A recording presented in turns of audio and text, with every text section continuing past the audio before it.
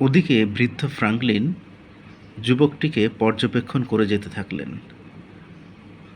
বাহ, ওই তো যুবকটির ছায়া, পাগলের মতো টাকা খুঁজে বেড়াচ্ছে। টাকার সন্ধান না পেয়ে অবশেষে আমার কাছেই আসবে। যা চেয়েছিলাম তাই ঘটতে যাচ্ছে। কার্ল একটি পিস্তল দেখতে পেল। এদিকে বৃদ্ধ ফ্রাঙ্কলিন ভাবছেন, এই সে মুহূর্ত যার জন্য বছরের পর বছর অপেক্ষায় আছি। হঠাৎ করেই বৃদ্ধকে পিস্তল ধরল কার্ল। এই বুড়ো, তোর টাকা বাড়ির সব এক্ষুনি আমাকে দিয়ে দে, নইলে মরবি, জলদি কর। এরপর অকস্মাৎ যেন এক বৈদ্যুতিক শক খেয়ে আঁধারে তলিয়ে যেতে লাগল কার্ল।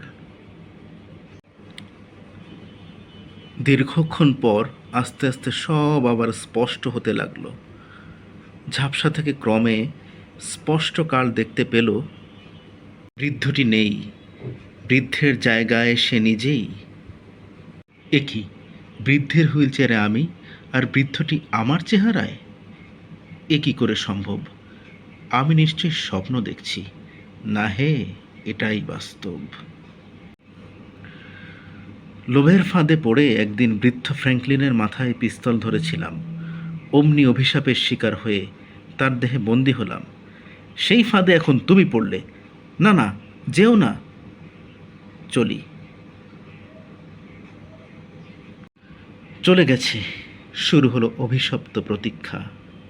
সেই প্রতীক্ষার অবসান ঘটাতে কি আসবে? নতুন কোনো শিকার, নাকি মৃত্যু?